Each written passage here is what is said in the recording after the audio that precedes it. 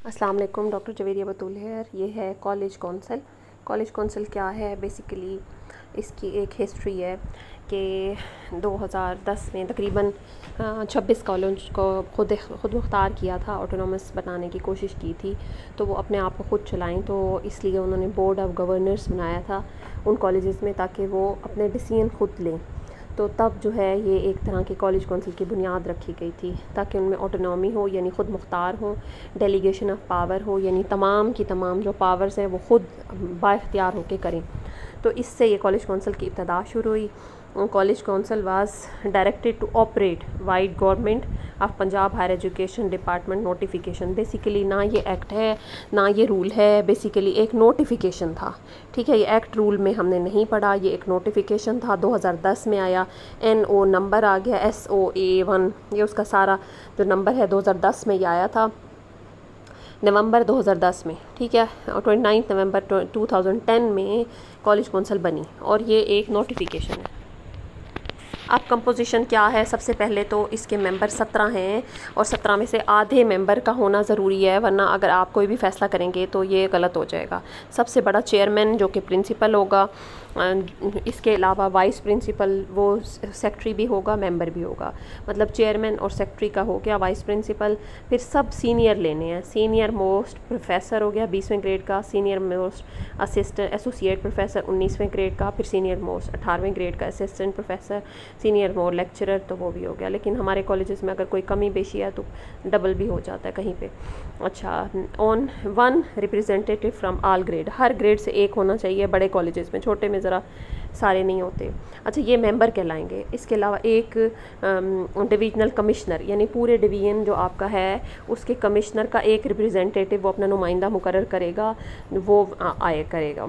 1 representative from C&W department, ये है communication and work department. Communication and work department basically यहाँ से engineer एक आते हैं।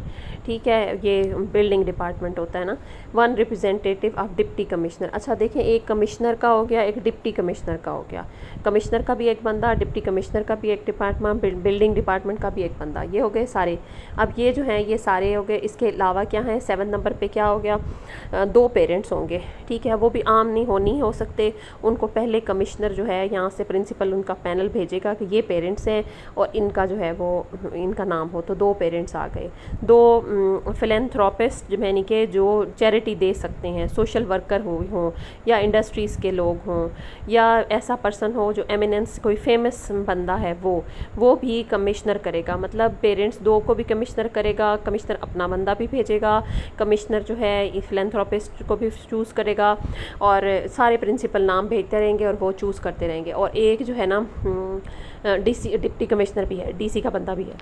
अच्छा, अब क्या हो गया, एक मेंबर जो है प्रोविंशियल असम्बली का nominated by chief minister secretariat. Chief minister जो हैं वो एक प्रोविंशियल असम्बली के, मतलब MPA का एक मेंबर भी होगा, MPA का मेंबर भी हो गया।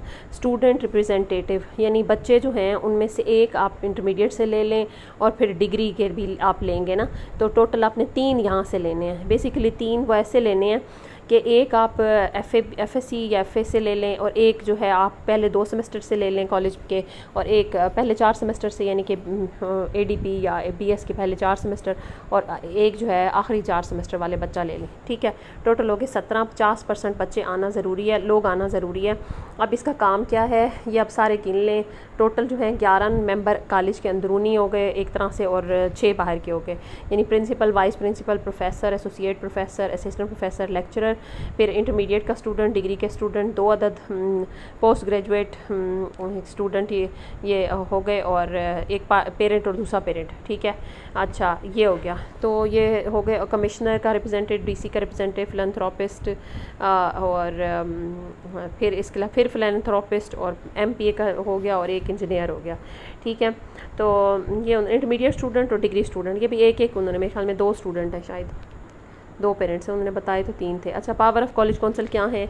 ये सारा इसी ने कंट्रोल करना है, किस चीज़ को, हर किस्म की एडमिनिस्ट्रेशन की को, हर किस्म की प्रॉपर्टी को, कोई चीज़ देनी है, ऑक्शन करनी है, ख़रीदनी है, फ़ंड्स जो हैं कॉलेज में आ रहे हैं उनका कैसे करना है, उनका कहाँ डिपॉजिट करना है, कैसे उसको निकाल के कैसे खर्च करना है, कॉलेज के अंदर कोई प्रॉपर्टी बना रहे हैं, कोई नई काम कर रहे हैं तो वो सारा ऑथराइज्ड है कि आप ये काम कर सकते हैं। फ़ंड को एलोकेट करना, कौन सा चीज़ रिपेयर पे लगानी चाहिए, नई मेंटेनेंस करनी चाहिए, नई एक फ्रिज भी जुड़वाना है तो वो भी कॉलेज काउंसिल ही परमिशन देगी।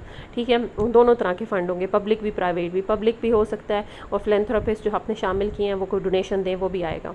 The repayment of multipurpose funds, multipurpose fund हो सकते हैं, कोई स्टूडेंट से जुर्माना लिया या स्टूडेंट ने कोई चैरिटी दी है वो भी, इसकी मेंटेनेंस भी यही करेंगे, कॉलेज बिल्डिंग के ऊपर लगाएंगे। Make frame of rules and regulation, college में जैसे अगर किसी ने मोबाइल लाने का जुर्माना है, कोई और किस्म का बच्चा चीटिंग कर रहा है जुर्माना है, एब्सेंट का, वो सारे जुर्माने वगैरह भी यही सेट करती है, रूल रेगुलेशन बनाती है। Decide and deliberate upon the students affair in college administration, student affair के बारे में भी सारे कवानीन यही बनाएगी। बस ये कॉलेज काउंसिल है, बेइंतहा आसान है। अब ये नोटिफिकेशन आ गया है, ये आ गया आपका नोटिफिकेशन। मेंबर सारे उन्होंने बताए हुए 17 लोग हैं, आधे होने चाहिए। कॉलेज काउंसिल बस इतनी सी है। ये पूरा जो लिखा हुआ है इसको आप पढ़ सकते हैं, ये नोटिफिकेशन है, ये सारा आप पढ़ लेंगे और आपको मिल जाएगा। ठीक है, तो कॉलेज काउंसिल का ये काम है।